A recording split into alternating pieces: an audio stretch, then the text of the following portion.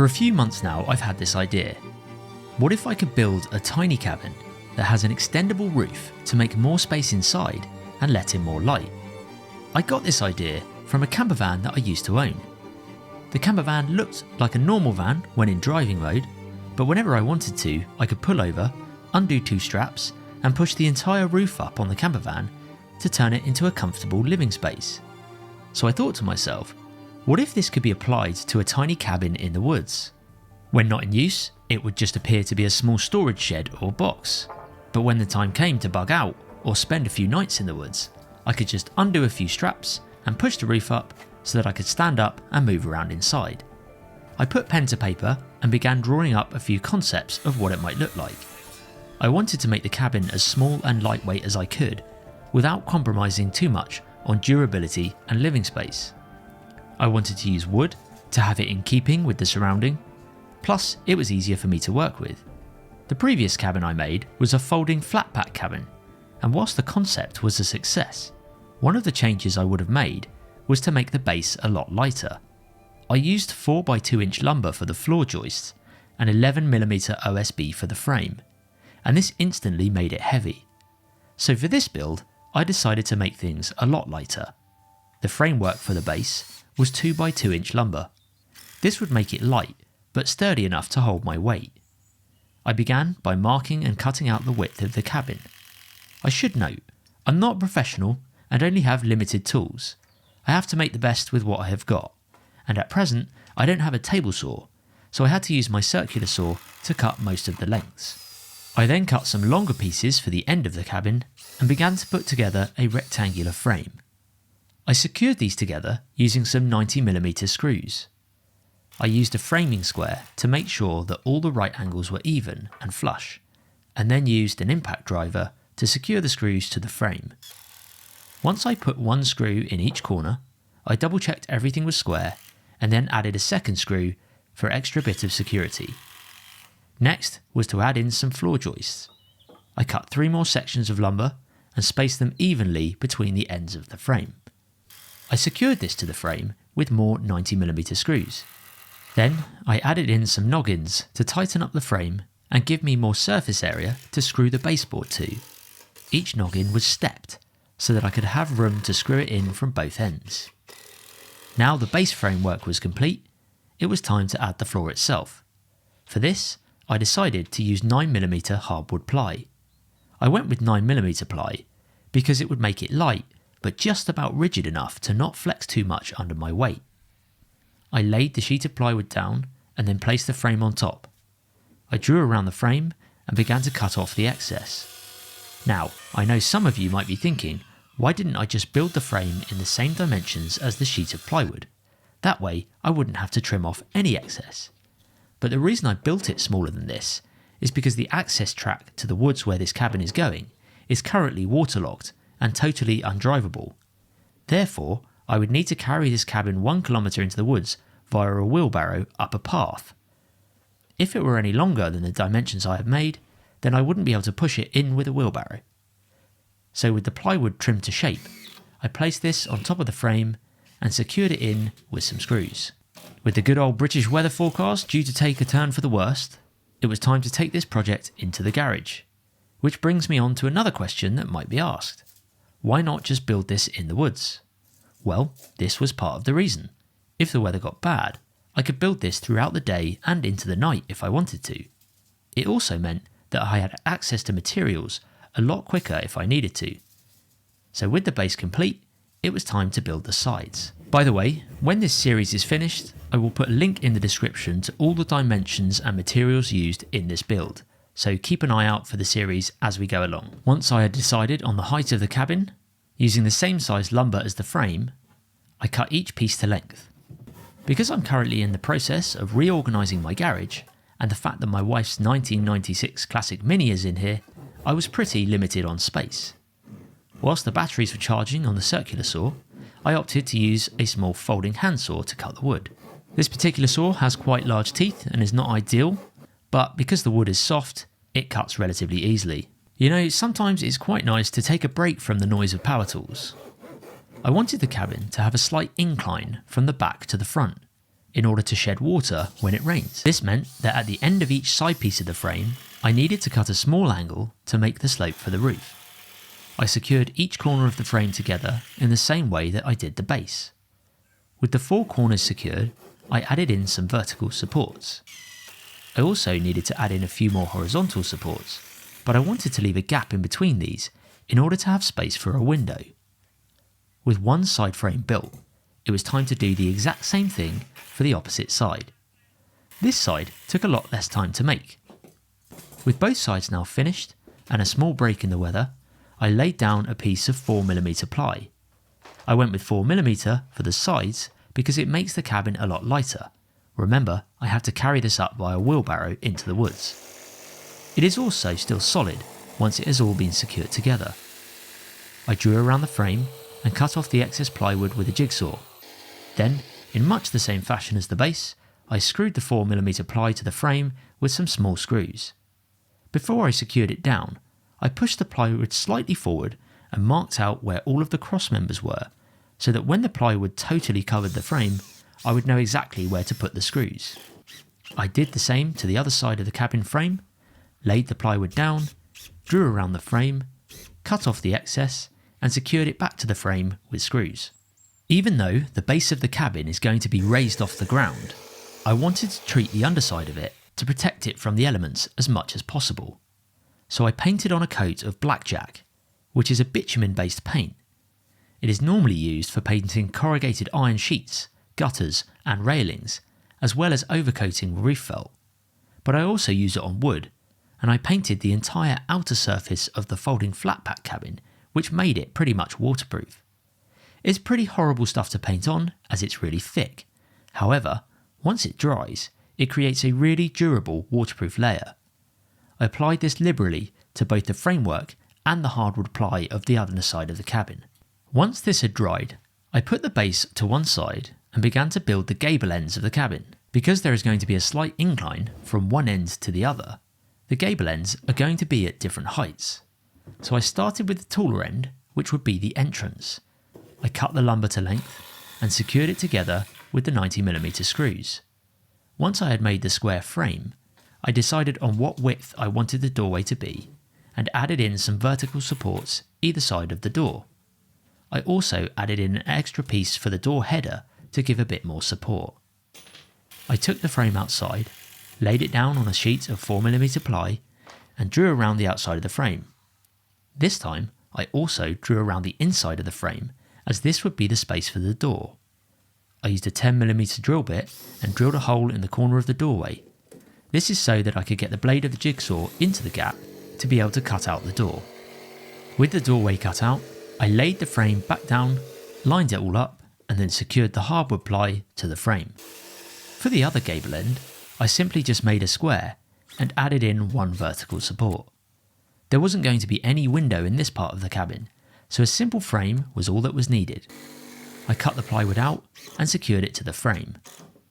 With all of the sides of the cabin now made, it was time to put them all together on top of the base as a test fit to see if it all would go together okay.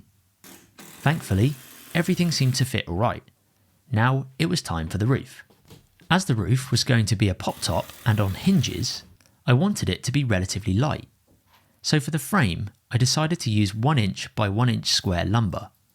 I cut 2 long pieces for the sides of the pop top frame, and then 2 shorter pieces for the ends of the frame.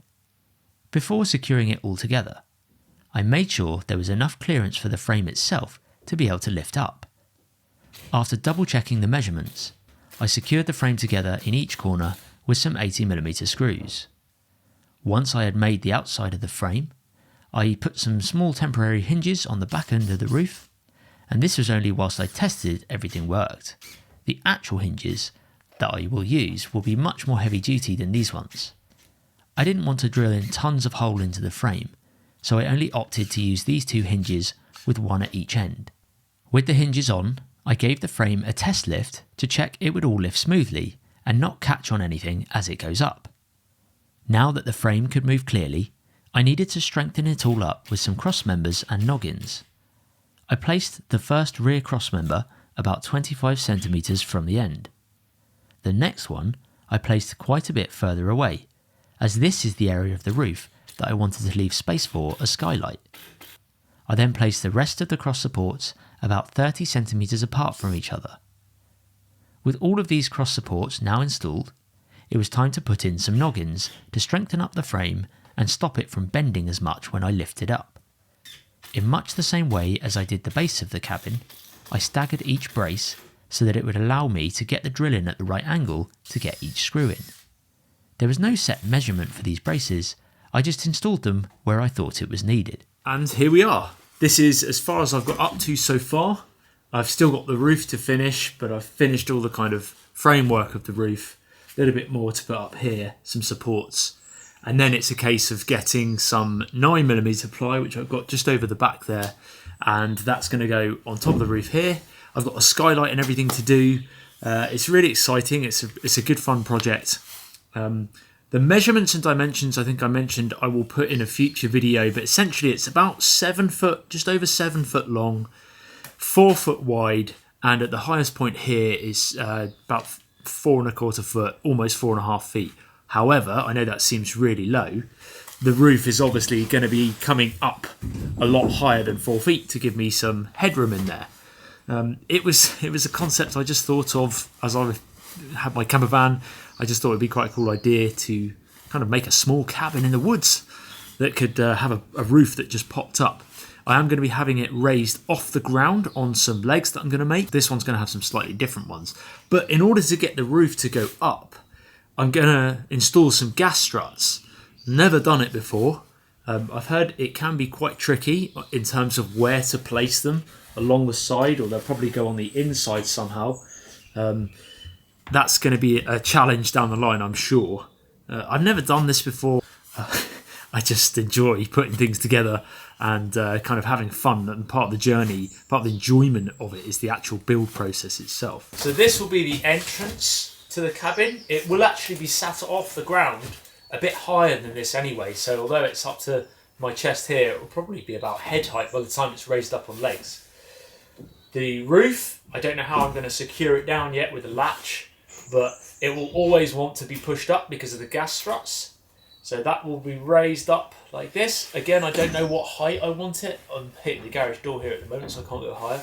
Don't know what height I want it to go, but it's going to be able to lift up like that, I hope. And then I can pull it back down. I don't want it to get too high where I can't reach it to pull it down, but I can add some extendable straps to pull down on that. This is a really lightweight frame. It's just, I think I said 1 inch by 2 inch by 2 inch square frame basically. I think it's 2 inch by 2 inch. It might be less actually, sorry, 1 inch by 1 inch. Either way, it's softwood and it's really, really light, which makes it a bit flimsy. But that's why I've gone for heavier 9mm ply to go on top. I wonder if I needed to maybe go for 18mm ply on top of here, because the gas struts are going to need some weight in order to be able to kind of pull it back down easy. Otherwise, as I go to pull it down, there's going to be a lot of pressure on the gas struts to try and, for me as a person, to pull down. I went for fairly lightweight gas struts, but I'm really pleased with the design so far. It's just the actual practicality of it working. I'm not sure if it's going to work. The other thing is, as I said in the video, is it goes from high to low, so that whenever I was going to make it just totally flat, and it would have been so much easier in terms of the gas struts and the lifting roof to have it flat. It would have just been a lot easier to make. But I wanted it to be sloping so that if it rains and I have the roof down, the rain can just run off nice and easily. So there is a drop off on the gradient there. I don't quite know what it is. I'd have to measure it again. I can't remember off the top of my head. So this section here I've actually left bigger because I'm hoping to have a skylight in this section, as well as some windows, or a window at least, down in the side there. Possibly a window and a door, just for letting lots of light. But there'll be light let in as I left it up as well. This is only held together by about 6 or 8 screws at the moment in the sides. This will all, I'll take those screws out and it will all kind of take apart and fold flat. And then I will put it on the roof rack of the car and drive it to the woods. And as I said in the video, I need to get this up a harder track on the wheelbarrow, because the actual car track, the vehicle track that goes into the woods at the moment, is totally waterlogged. Can't even get my Land Rover Defender up there because the clay is so deep that the vehicles just bottom out. The ruts are so deep, it just bottoms out the vehicles, and you'd need basically a tractor to get up there. So yeah, it's unfortunate. We've just had so much rain this winter. It's a bit annoying, but I'm going to be getting this up there somehow and hoping for a little bit less rain. So this is the inside, or will be the inside. Obviously I've got room where I've used 2x2. I've got room here to insulate if I want to board up. If I added that now and took it down, two things. One is it's going to add weight to it, and it's going to make it harder to get into the woods for myself to get it in. Obviously, if I had vehicle access at this time, it would be fine. It'd be no problem. I can get it on the roof rack and take it. The second thing is it's spring and we're coming into summer. It's going to start to be the hot months, so I don't really need the insulation at this time of year, and it would be something that I could add at any point throughout the year, possibly back end of summer into autumn, or even in the summer months. It's a job I could do. It's just add some insulation and then board up over the top of it and have it all secure. So it's something I can do down the line. But for now, I can sit down at the lower end of the cabin and I still have at least a foot above my head. Whereas if I sit down up here, closer to you guys, the doorway, which is here, I've got 2 feet nearly above my head. I've got big gaps, so there's plenty of room. As I'm sat down, I'm definitely going to have a window one side. I don't know about both sides, but it would be cool to have dual aspect. I can put some windows in here, and yeah, they're at head height. As I'm sat down, the bed would be somewhere in here, and as I'm sat down, I could look out the windows to the sides. I've got my skylight above me, hopefully. I might have a wood stove in here at some point. Either way, it's a design I've never done before. My previous design was the flat pack cabin. If you haven't seen that series, it's a 2-part episode. There's more to come on that, but I'll link that in the description below. That is a smaller cabin than this, a lot smaller. But the idea is that it totally flat packs and I can push it on a wheelbarrow anywhere, the cabin itself. I am going to be doing more and adding more to that tiny cabin. So if you haven't watched them already, I really recommend going to watch part 1 and 2. Because part 3 will come out soon, and there's a lot more kind of really cool additions that I've got already purchased and things that I'm doing and have planned for that little cabin. I've got a bit of a cabin fever. I'm on a cabin trip at the moment. I'm really enjoying it. So keep an eye out for this.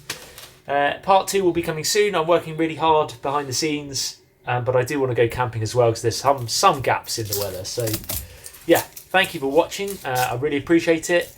I will link below maybe to a playlist for these videos, so if you're interested in this one and you've just discovered it and you want to follow along to the rest of them, I'll put that in the description below. But thanks so much for watching, folks. Hope you enjoyed it, and I'll see you real soon.